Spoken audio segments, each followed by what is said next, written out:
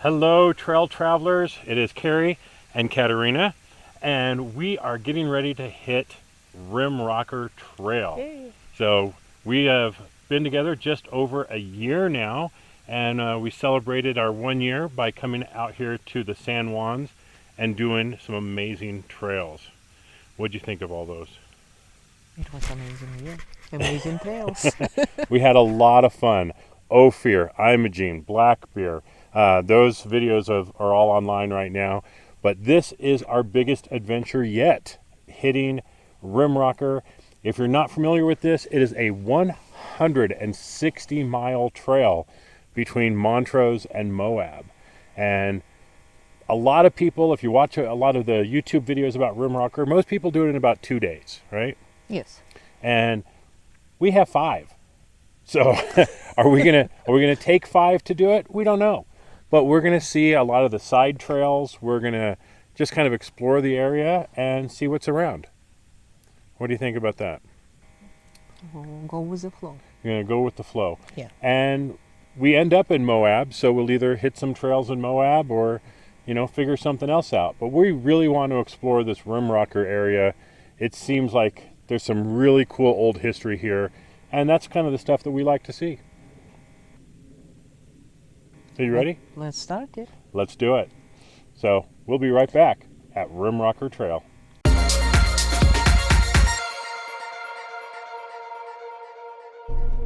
All right, we are hitting Rimrocker Trail. So excited. I have been wanting to do this trail for a couple of years, and now's our chance. We have some time and we've got the trailer, so we're gonna have some fun doing the trail. So the first thing you want to do is go to the Dry Creek Recreation Area parking lot and air down. Now normally we air down to like 14 pounds, which that's probably a overkill for Rimrocker. We're only airing down for comfort, not for traction. So we're probably going to do the majority of the trail in drive and in too high. I mean, it's until we do some of the side trails, we don't really need traction. What we want is comfort. This is dirt roads, some backwood stuff, probably some washboard. So we want as comfortable a ride as possible without getting excessively low on air. So we're down to like 17, 18 pounds. So when you're ready, you make a left out of the parking lot and head southwest on the trail. Now right here on the right hand side, you'll see the first of the signs that say Rimrocker Trail. You see that first green sign right there? It's got the little Rimrocker Trail logo and an arrow telling you which way to go. And off we go on Rimrocker.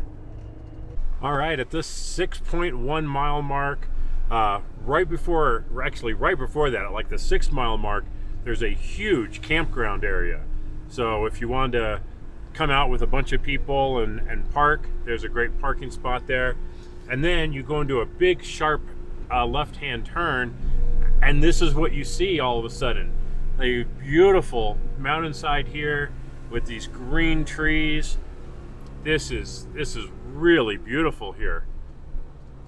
And it looks like we're going to be making a right-hand turn and then going up kind of a little shelf road. But wow, it just went from kind of flat open area to this crazy awesome like wooded area, I guess. Really pretty. I guess we got some people out here bird watching. What did you say? You saw an eagle? Yeah. So Yeah, they're watching.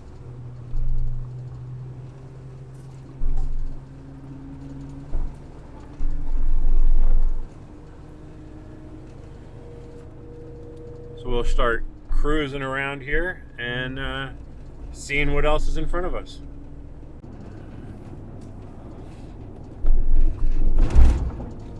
All right, we are 11.2 miles and entering the Uncompahgre National Forest. If I am mispronouncing that, someone please let me know.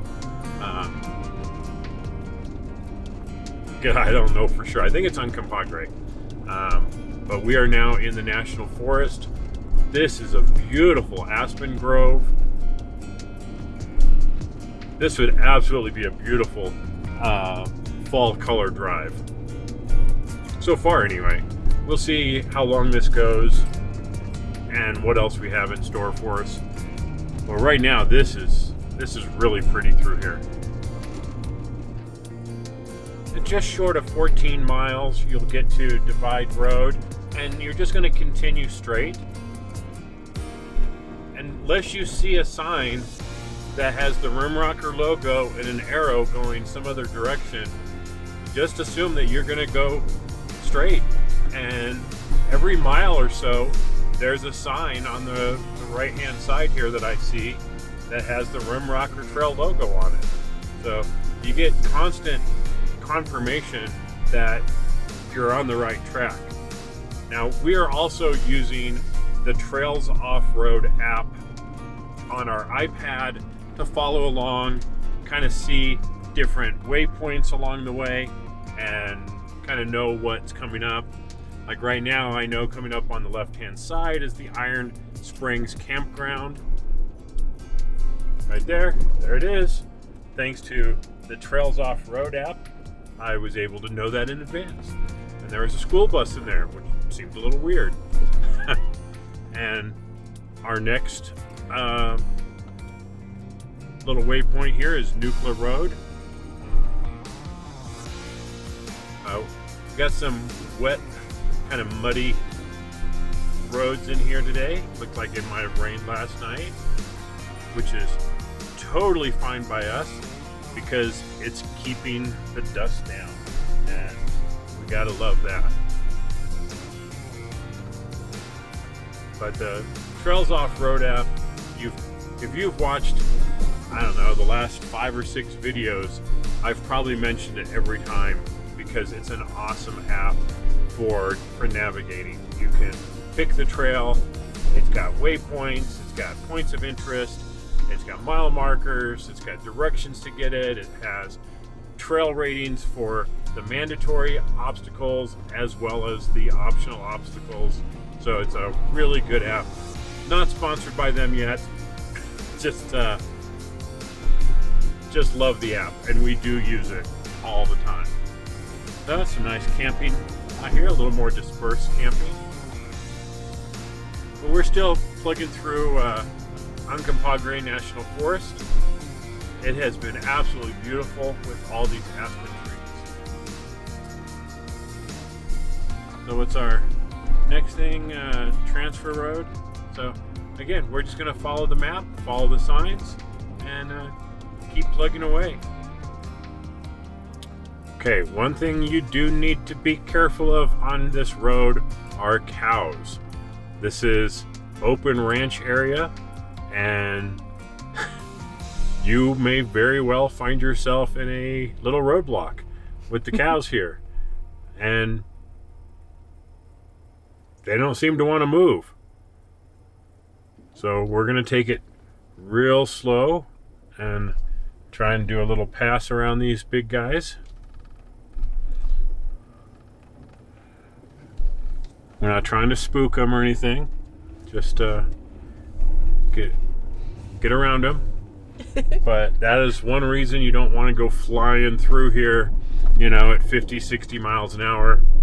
Because even a steel bumper hitting a cow, if you're going that fast, you're going to have a really bad day. But I will say this first 20 miles or so is going really fast. You can drive between 25 and 35 miles an hour. It's a very smooth road. There's very little washboard on it, and you're gonna make some time. Here's some more cows out here. You'll make up some time here on this stretch. And it's mostly because there's nowhere to really stop. I mean, this is what we're in this whole way, is we're just kind of in this road in between all the trees. So there's no place to really stop that's super photogenic. I mean, the whole place is, but there's nice little camping sites over here. That's cool. There's tons of camping in this area too. So if you want to do some dispersed camping, there's quite a few places.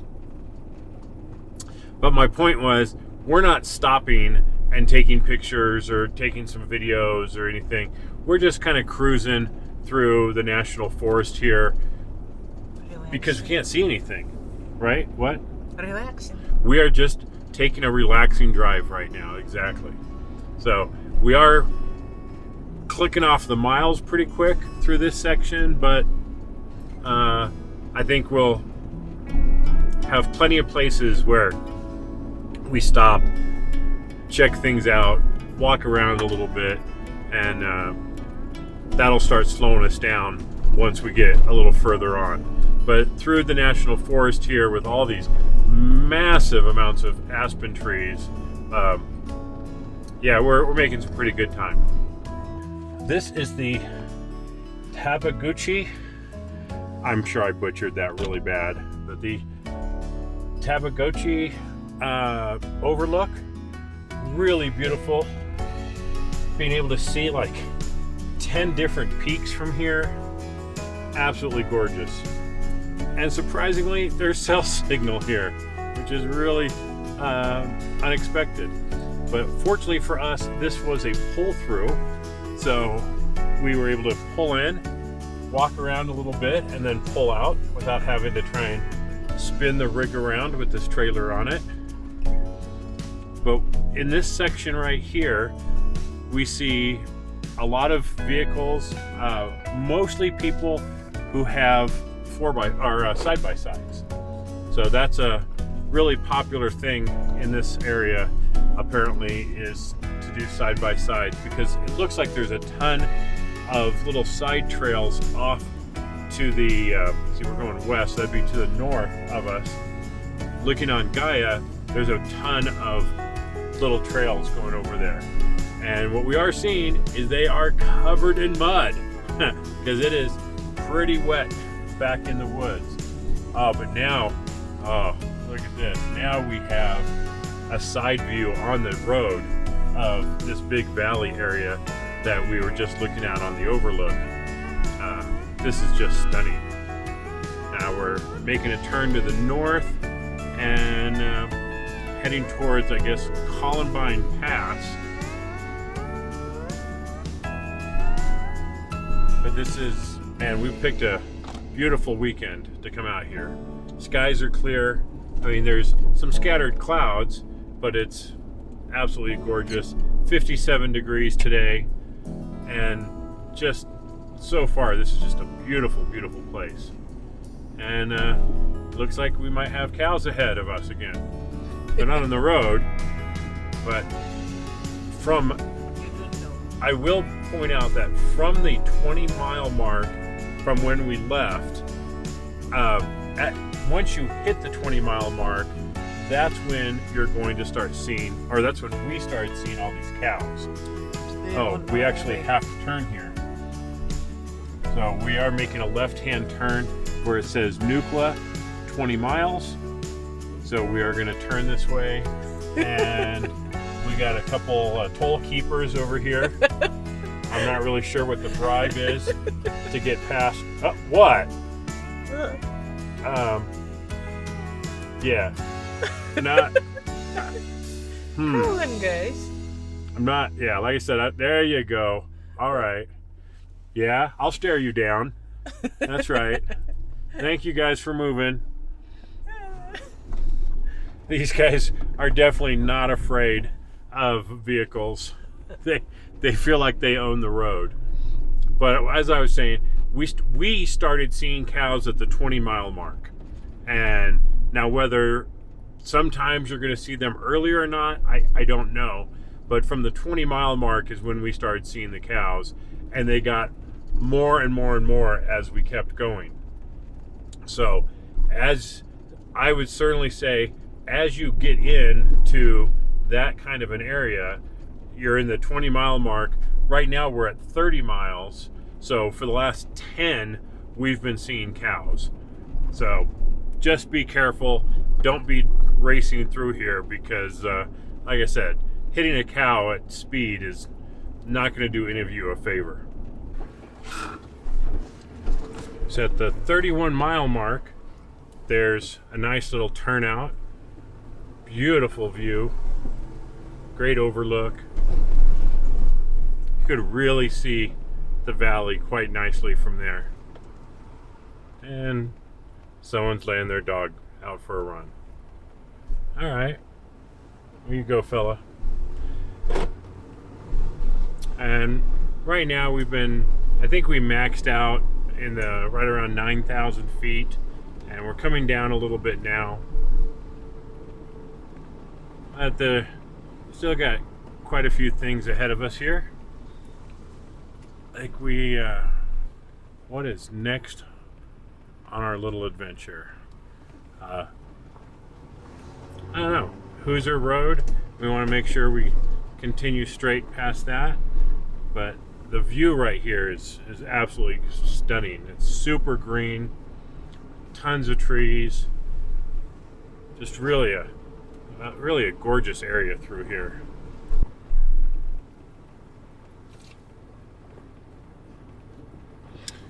But at least this time the cows are taking the turnout, giving us room to pass nicely.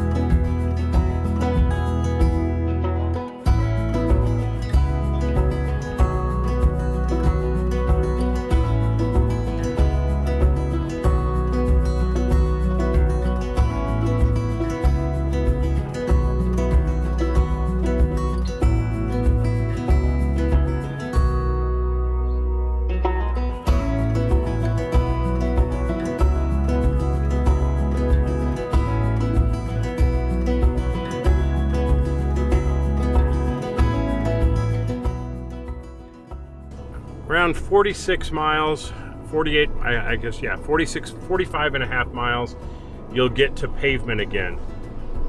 And as we continue straight, we'll come up to the town of Nucla, and we'll be leaving the Uncompahgre National Forest.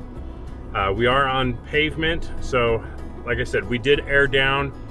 We didn't air down super low, so we're okay to drive at a reasonable speed through here. We're at 20 pounds now that the tires have heated up, but we're not going to go 50 or 60 because that's still a little unsafe. But taking it like 35, 40 miles an hour at 20 psi, not going to be a problem. Now we're going to be on paved surface for about 12 miles until we reach the west side of Nucla. Okay, once you pass the Paradox trailhead, you don't have much further to go before you get into the town of Nucla. So once we get there, we'll kind of walk through the directions that we have to take to get through town. That's interesting. Looks like a little shooting range or something over here. Nucla range. Look at that. Well, wish I would have known about that. Could have brought some targets out here. Nice little shooting range. Well, if we ever do this again, we'll have to remember that. So that's at the 50-mile mark. There's a shooting range off to the passenger side. Now, oddly, there's like old dishwashers and stuff scattered along the side of the road right there. A little building here that's got some fire damage on the left.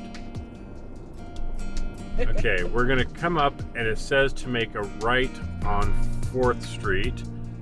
It's the very first turn when you see the houses. So don't go, I mean, you can continue past it and then make another right-hand turn later on, but we're trying to follow the trail's off-road directions, and it said to make a turn right there. So we are heading into or through town. I'm not entirely sure yet. It looks like there's probably a little bit more action up ahead, but we'll let you know what to do next. Okay, you'll come up to a stop sign, and this is Main Street, and we're gonna take a left-hand turn from here. It's kind of a cute old town here. All right, now that they've got themselves straightened out, we'll make our left-hand turn here, and we'll start heading through town. My understanding was that there's a gas station around here somewhere. Now, we don't need it, but I'd feel a little more comfortable putting gas in, because the second chunk of this trail, we're going to be probably going off the main trail a little bit. So we want to put as much gas into the Jeep as possible. Okay, we are going to make a right-hand turn on 10th Street, and there are some gas stations right here. So I think we're gonna go to the one here at this Ace Hardware and see if we can get in over there. So we'll probably make a left turn here where we're supposed to make a right, but we'll get gas and then turn around and get back on the road here. So we'll let these people go. We'll make a left and go get some gas. Okay, we got ourselves resituated. We got topped off with gas at the Ace Hardware, of all places to get gas, because the gas station doesn't have gas. So, but the Ace Hardware had gas, and it was only $3.49 a gallon, which is cheaper than it was at home. So, not too bad. So I think we stay on here for about 2 miles, and then we'll see where we go from there. Okay, so as you're coming down this road, you want to watch for this sign right here with the big black X on the yellow background. That's going to tell you that there's a turn right here on 2700 Road, right next to the Weimer Ranch. So if you pass this yellow building, you've gone too far. Now we're making a right-hand turn here, and I think we have about 2 miles to go on this road before we get to AA Road, or AA Road, or Apple Road, or something like that. We'll let you know when we get up ahead. So if you kind of stay on the pavement as it goes through this left-hand turn, 2700 Road will turn into AA Road. And from there, we just kind of continue on about another half mile or so before we get to 2600 Road. And at that point, we're going to make a right. So it looks like we're coming up on it right here, right after this thing that says it's a pond on our right-hand side. But there we are, 2600. If you continue further, you're going to go into the Colorado Centennial Farm, owned by the same family for more than 100 years. That's kind of interesting. But we're going to make a right on 2600. And now, for my overseas folks, we are going to Z26 road up ahead. Z26.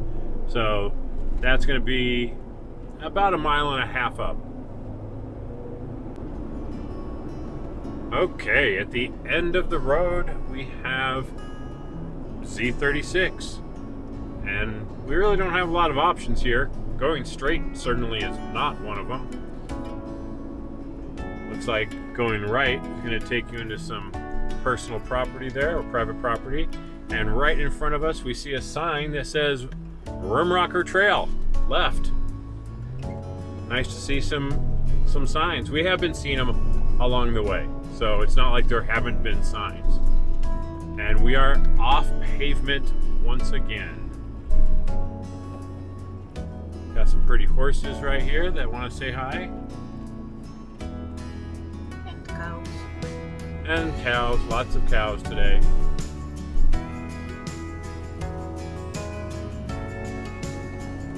And donkey. You saw a donkey? Yes, Oh, a donkey. I missed the donkey.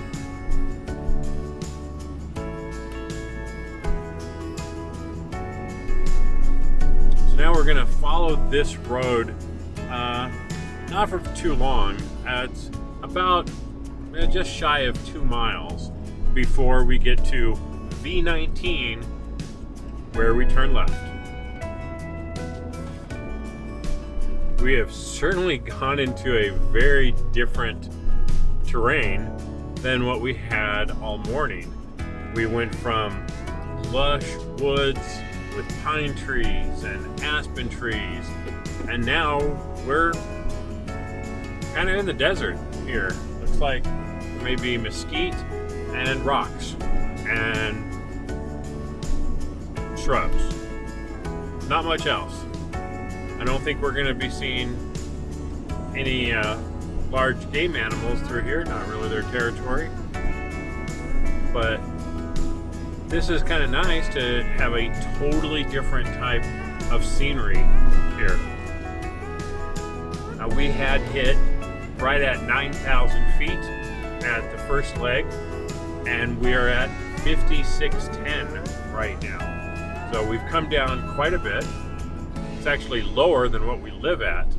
And here is a sign for V19, and notice the 2 Rimrocker signs right there to let us know that it's time to turn.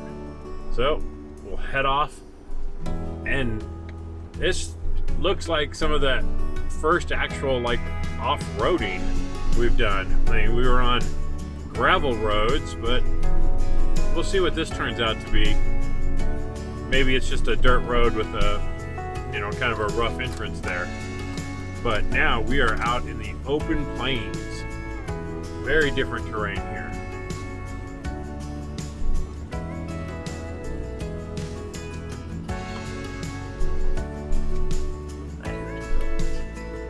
So, some interesting terrain here.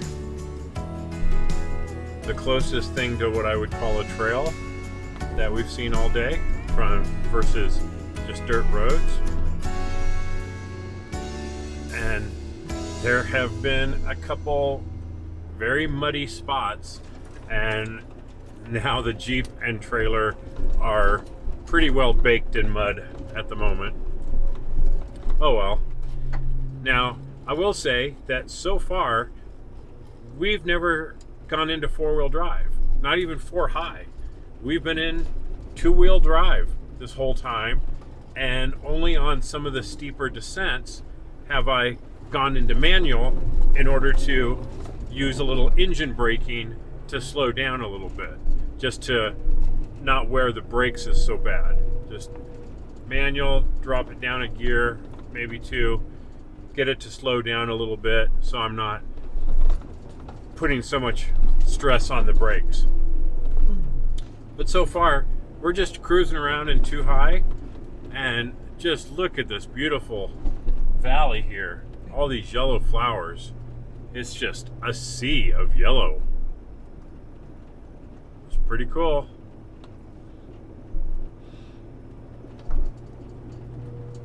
But now I think it's a little afternoon, and maybe we can find a nice little shade spot and have some lunch.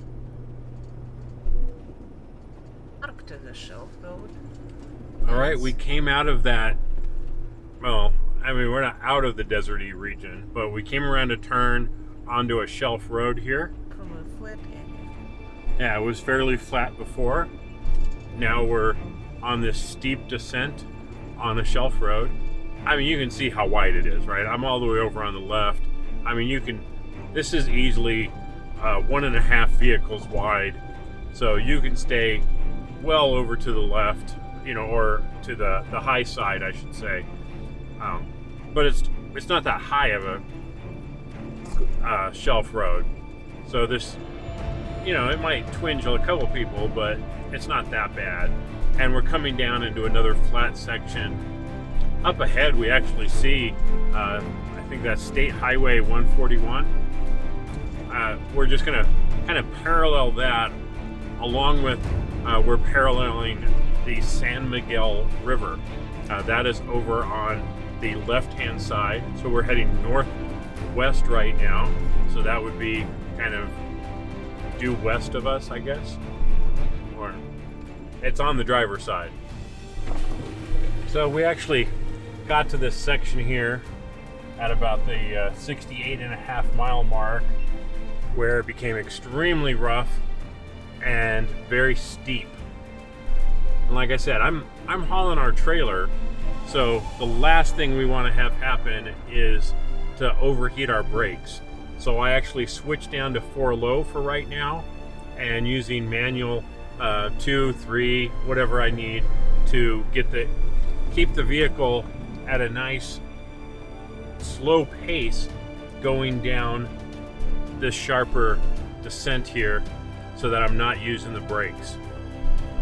Now, what happens if you use the brakes and they overheat? They stop working. You'll get brake fade, and you'll go to use them and they won't be there.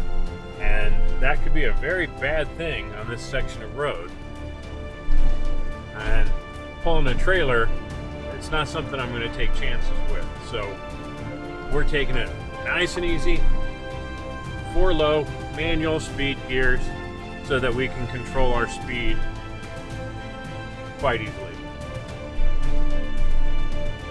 Okay, at this spot, this is a time where you really want to be watching for these Rimrocker signs, because they'll tell you what to do. You could easily just go straight right here, but the Rimrocker Trail sign says for us to make a right. When flooded, turn around, don't drown. Well, that's actually a sign right there, and that's probably a good bit of advice.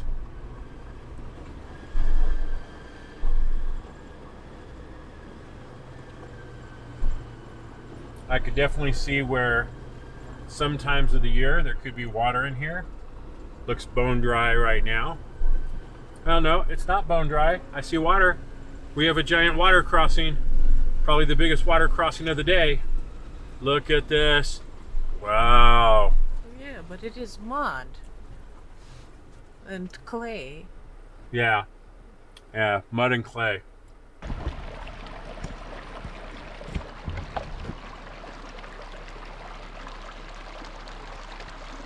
This is some really sticky looking mud, and we actually have a climb at the end of it. So we want to make sure that we don't slow down.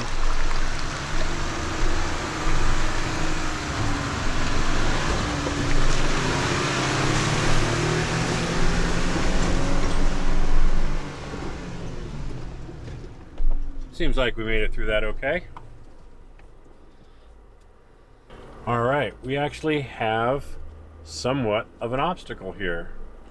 This is a pretty deep little pit or river crossing here. So, now normally this isn't something you'd even think about driving a Jeep, but you gotta remember, I have a trailer behind me.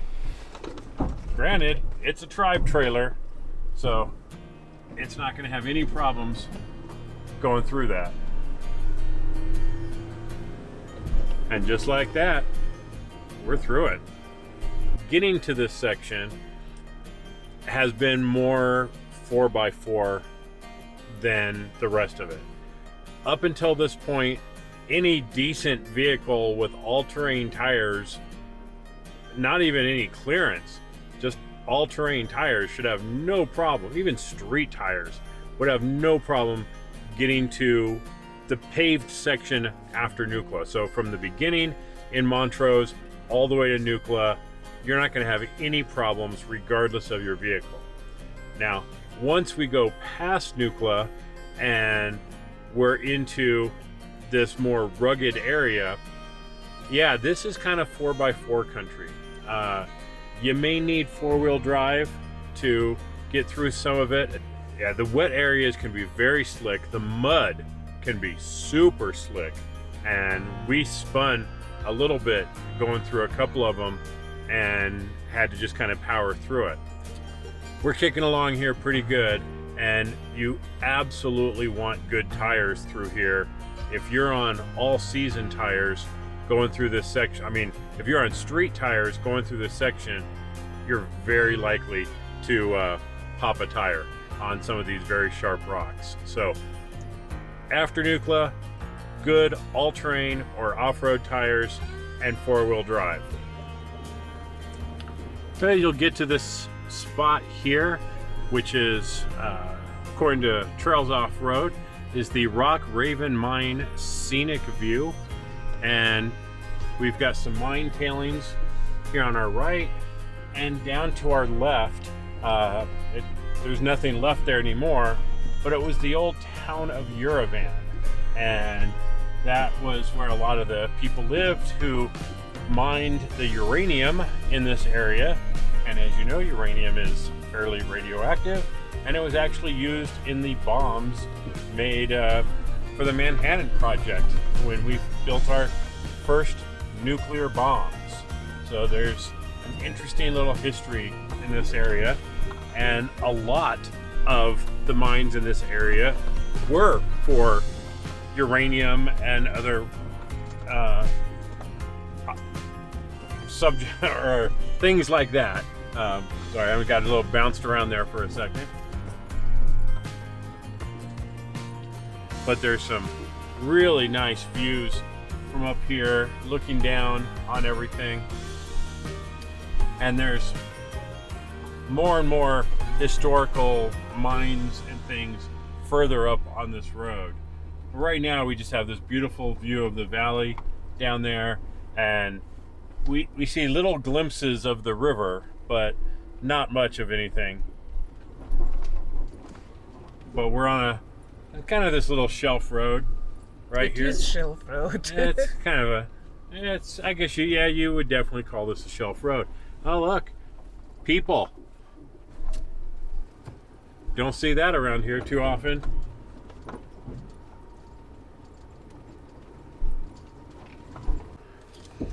Okay, this is a Y intersection here that you can actually utilize if you want. If you stay to your left, you will take Spring Creek Truck Trail all the way to Highway 141. If you want to remain on Rimrocker Trail, we're going to go to the right. Well, we have no reason to head to the highway, so we're sticking to Rimrocker, and just as we make the turn, yep, there's a Rimrocker Trail sign right there. So if this has gotten a little too much for you from the bumpiness or whatever, or you're trying to meet someone at this point, or you just decide your vehicle isn't really the right one for what you've just been through, now might be a good time to bail out and go to the highway. We don't know really what's ahead. We do know that much further down it does get harder, but through the Colorado side we're really not expecting much in the way of difficulty. So we're just going to stick to it. And here's another Rimrocker sign telling us to go to the left. Kind of odd seeing like normal street signs out here. We're just following the Trails Off-Road app, and the next one is going to be a mile or so up and another scenic overlook. All right, we're coming up here on a little structure. We're going to go down and see if we can get some pictures of it or something. Just an old building down here hanging off the edge of the cliff.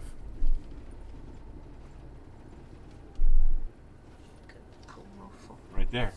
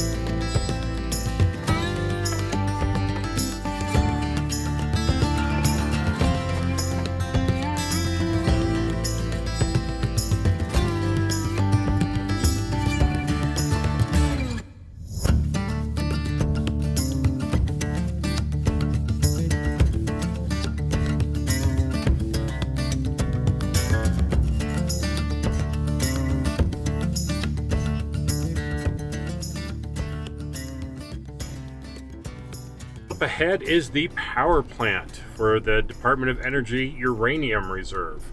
Now this mine still has uranium in it. They just kind of stopped making it or mining it back in the 80s because there just wasn't the demand for it anymore. And if you notice, our little friendly sign on the left says to go to the left. So that's what we're gonna do. So right now we are at mile like 75 and a half. And in about a mile, we're going to have a rocky descent. Hard to believe it's going to get rockier than it was before. Maybe it will. But we're now kind of back on more trail-like than road-like. But that last section wasn't too bad. Once we got kind of on that shelf road, it was pretty easy. And now on here, this, like I said, this is more trailish than roadish, but you never know with this place. And you know what? I think we have found some shade where we're gonna stop for lunch. It's not a lot, but Lord only knows when we're gonna get some more. So I think we'll make do with this right here. All right, we are at the 76.3 mile mark, what is called the Rocky Descent. And I mean, it's not bad, it's just a little bumpy, but I don't want to go too fast and just bounce the trailer all over the place. So we're just gonna manual one this all the way down. Nice and easy.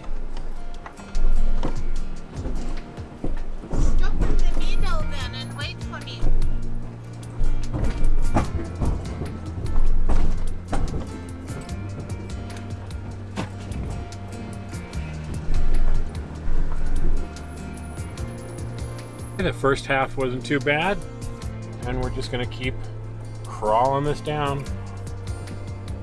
Like I said, I'm just in 4 low in manual 1, and I'm just kind of letting it creep down and only touching the brakes if I just want to slow it down a little bit, or if I'm coming off of a rock ledge or something. The Tribe trailer is doing awesome. It's been off-road before, but really that simply means dirt roads. So it's never been on any trails per se. So this is the first time outing with the trailer in definitely dispersed conditions.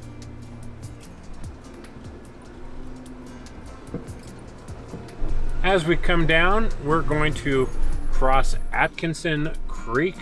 We're gonna probably cross this a few times along the way. Unfortunately, not much of a creek today. There's really no water down here to speak of.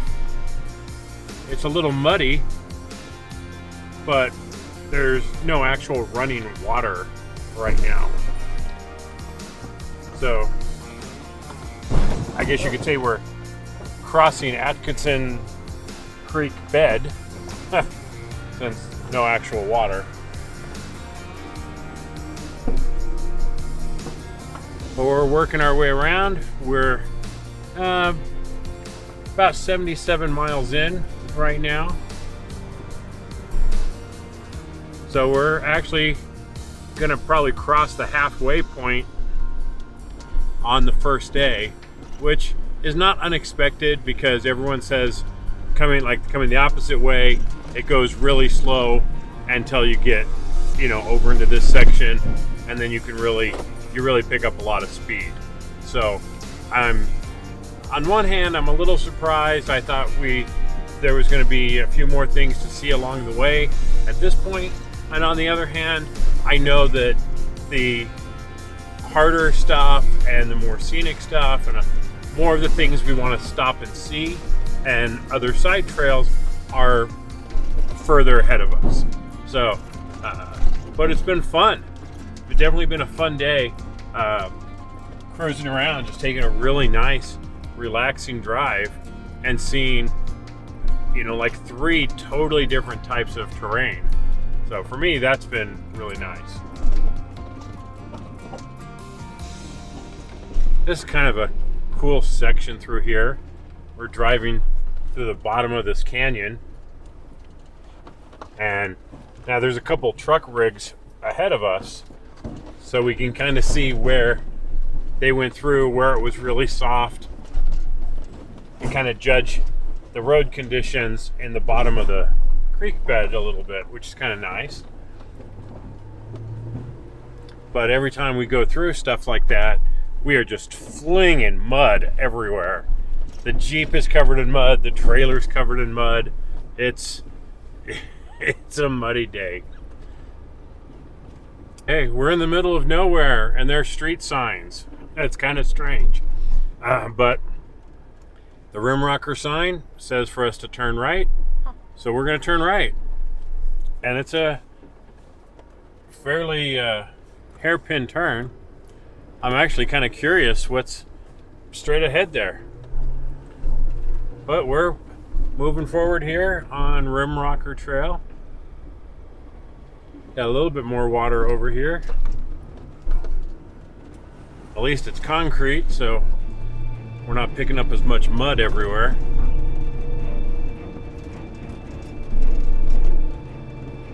And in about 3 more miles, we'll have to watch for another road that we need to make sure that we take. Wow, we came around the corner and got greeted with this amazing view of this valley. I mean, this is just nuts. Absolutely gorgeous. And it's now raining on us, and we have our Trek top open. So, as awesome as this view is at the moment, we are actually going to have to stop for a second and put our top down so we don't get drenched inside of here. But I'm just going to treat you to a little bit of this view. A little shot of that mine down there.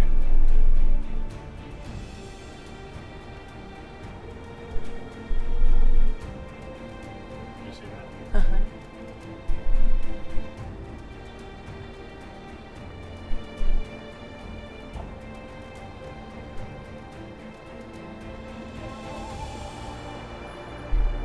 Now, if you're trying to, make a day of it about this point, which is about 80 miles in from Montrose, there are some amazing campsites here.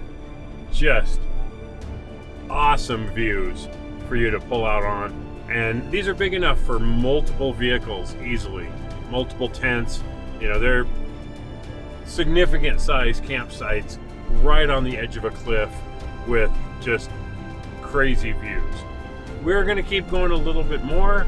We're going to try and get up a little bit higher. We should be climbing right now and going up and we'll see if there's something really cool a little higher up.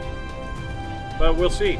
But for sure, we know where some amazing spots are right behind us. But we're going to try and move forward a few more miles and see what we can find up ahead.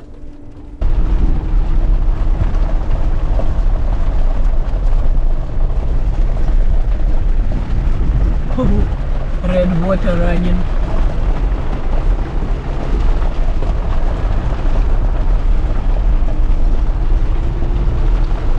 But you can see how every one of these little streams is coming together in different places and forming freaking rivers right now. Yeah. That's why I definitely didn't want to be down over there in the canyon. No, this is the better place to be versus in the riverbed. Yeah.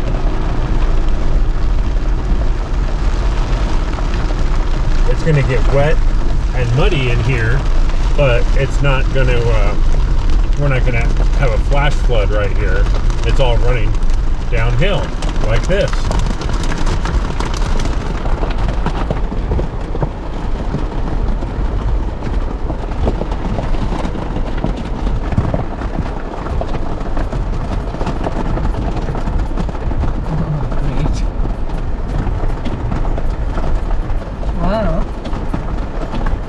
Maybe Black Bear Pass can compete with that a little bit, but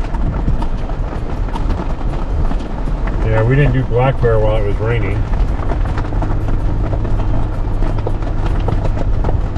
Wow.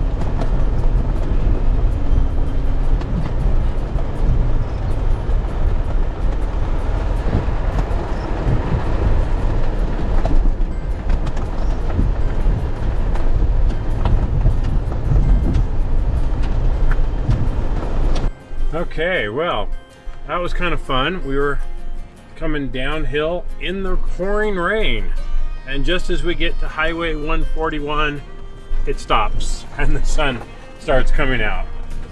So what we need to do here is make a left on Highway 141, and we're going to be on the state highway for about a mile and a half.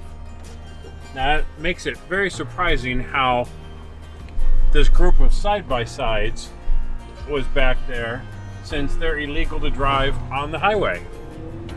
Don't really know, unless there's enough side roads to be able to get all the way through. But I didn't think there were yet. So anyway, we're on 141, heading down to our next turn to get back on some dirt. Okay, so we went down and we are going to make a right. As you can see, or as we see anyway, there's a Rimrocker Trail sign pointing us in the right direction. So, make a right and go over the bridge.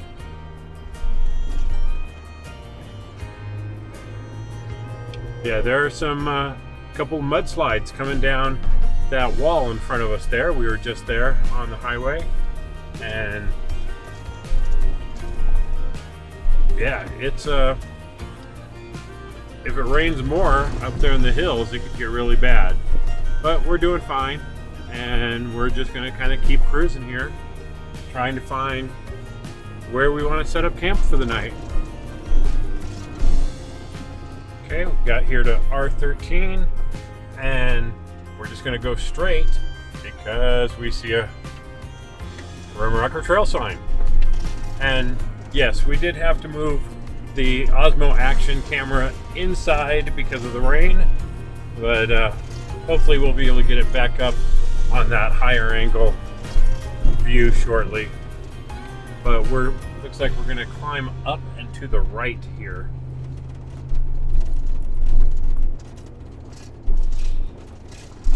And it's nice and dry over here compared to the running water we just came down on the other trail, or on the other side of the trail.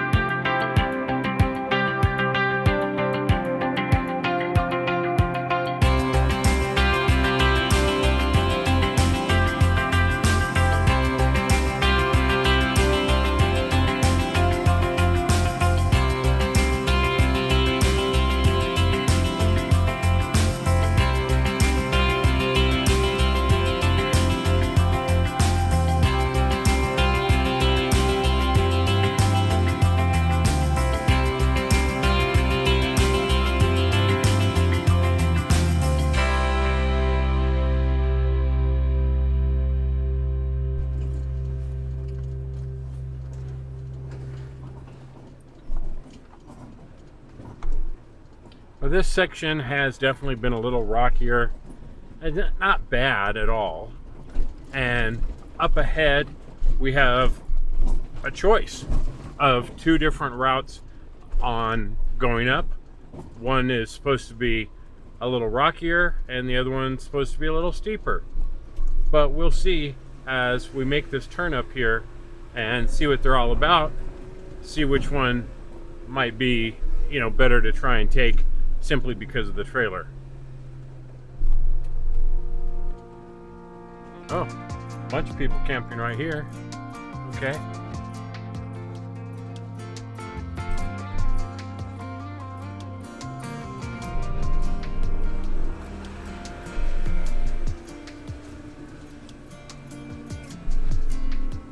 Well, I didn't see an option, an optional climb there. According to Trails Off-Road, there was supposed to be, but there wasn't. So weird.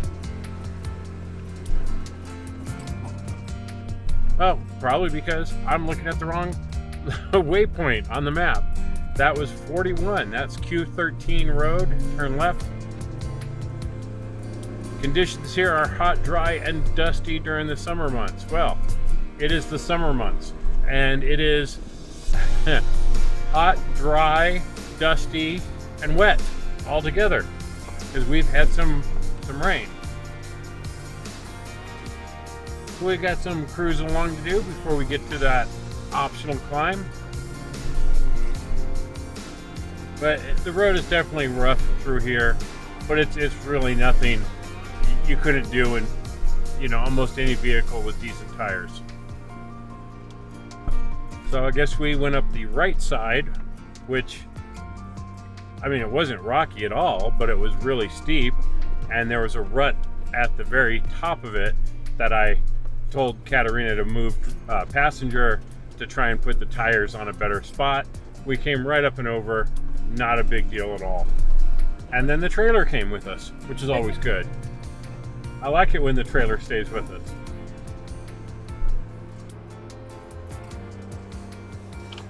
So at the 94.1 mile mark, you want to turn right watch for that sign, S10 Rimrocker Trail sign. We almost went flying past it. So, got to be careful. And that's where the Trails Off-Road guide, or Trails Off-Road app really helps, is it's showing you exactly where you are, but it's up to you to pay attention to it. So none of us were, and we didn't quite miss it. We stopped in the middle of it, but yeah, that would have been an easy miss. But then the app would have shown us that we were off trail, and we would have needed to turn around and go back to that road. So we're on it now, and got a little hairpin turn coming up here.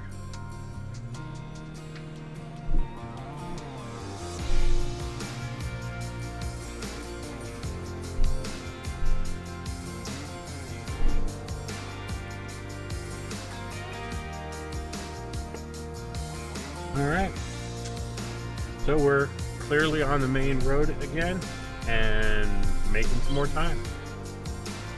So coming up here on Q13, we want to make sure we make a right. Pretty easy to see this one. Sign is right in front of you to tell you to head right. So we've rejoined Q13 road, and in 0.4 miles, let's see. In 0.4 miles, it says turn left. Actually, there's no wrong way here. For this route, remain on Q13 as it crosses Carpenter Mountain. These two roads will rejoin again in about a mile. So, take your pick coming up here, I guess.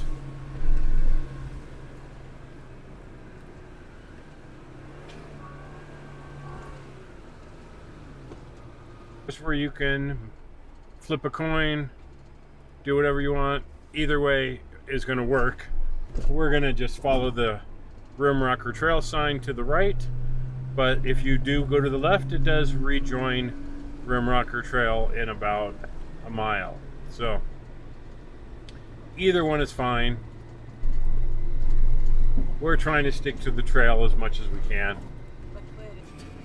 So if you would have gone to the left back there, this is where it would have rejoined this road. So whichever way you went, we're going in the same direction now. And we're heading up to this epic campground, which is about a mile ahead of us. And I'm hoping for two things. Number one, that it's epic. And number two, that there's nobody there. So there is nobody at this epic campground. That's it? Yeah. So we are going to stop and take a look at it and see if it's worth stopping here. Don't get me wrong. It's not a bad campsite, right? We were spoiled before with previous campsites. Right. That's why our expectations are already very, very high. To call that an epic campsite, I'm gonna have to go with no, to the point that we're skipping it. There was nobody there. And what's great about that campsite is, for one, it's right on the road. I mean, it would take nothing to back up into that and set up camp. And there's some really nice hiking trails right there so you can walk around and truly get some amazing views, right? Yes, but you cannot get that amazing views looking through your window in a tent. Right. And so the two things that caused us to just skip it are, number one, it is right on the road, you know, and if there's other people coming through here, it's just going to be noise, and it's going to be a lot of noise because it's a dirt road. So if it would have been back further, that would have been one thing, but it's not. And second, the fact that you can't just sit at camp with a great view. You know, you can't be in your tent with a great view. that was kind of a downer for us. We don't want to have to carry chairs a quarter of a mile to go get an awesome view. We want to do it right there at camp, you know, having some coffee in the morning, you know, without having to go for a hike. So we decided to skip it. And I mean, we'll see how that decision pans out. There are other campsites on the road, and we're not that far from Buckeye Reservoir. And yeah, that is a second reason why we skipped it. yeah, now what We're looking for water. we are absolutely hoping that at Buckeye Reservoir there is a hose hookup so that we can hose off the trailer and actually get to our food, because the trailer is absolutely caked in mud. And I don't mean it has some mud on it. I mean, it looks like someone poured a bulldozer's dumpster full of mud on the trailer. Every square inch is covered in mud, and it's thick, gooey, wet mud. It's not drying, it's not flaking off, it is some nasty, wet mud. So there is no way we can get into the things in the trailer without getting dirty. And if we have to, we have to, right? I don't want my steak. Right, but if there's no water, there's no water. And worst case scenario, we do have the water port, and that's got 4 gallons of water in it with the shower hose. That is plenty. And we can hose off things. Really, that's for washing our hands, washing our face, you know, taking, you know, maybe even a quick shower. That's what the water port is for. But if we need it to hose off the trailer, we're going to use it to hose off the trailer. And we're carrying about 17 gallons of water in the trailer itself. So even if we empty the water port hosing down the trailer, we can just fill it back up again with the onboard water that's in the trailer. So either way, not a bad situation to be in, but if we can find a hose hookup, that would be ideal, because then we can really spray this thing down and get it cleaned up. What are you talking about hose hookup? I'm thinking about taking a bottle and just get some water from the lake and dump Why it. don't I just drive it through the lake? Yeah, sure. Yeah. Yeah. I mean, it's probably fresh, clean water. Yeah. Plan A is now to find the next campsite and not worry about getting to Buckeye Reservoir, and we will use our own water to hose off the trailer. Well, we found this camping spot at about 6:15 or so. We had to drive down this road. Not really a road. It wasn't a road. It was more of a trail. And we found this beautiful camping site down here. And the views from here, amazing, right? Epic. If you think that epic campsite a few miles back is something, it ain't got nothing on this. The view from here is outstanding. There's nobody around. We're nowhere close to the main road. We're seriously out in the boonies here. We even have our own little tunnel. I don't know what we're going to do with the tunnel. And some beer. And some beer and steak and pasta. And we are eating quite well tonight. We're not boiling water and having Mountain House coffee. That was our lifestyle a year ago. Today with the Tribe trailer, we have the full kitchen. We've got a new Weber grill that we did up some steaks and peppers on. Yes. And everything turned out fantastic, didn't it? Absolutely. So we are having a blast. It's going to get dark here pretty soon. It's technically sunset right now, so the light is going very quickly. But we're going to wrap it up here for our day 1 of Rimrocker Trail. It's been beautiful so far, huh? Yeah. Yay. Yeah, we're tired. We'll keep going. Yeah. So tomorrow morning, we're going to pick it up and see what tomorrow has in store for us.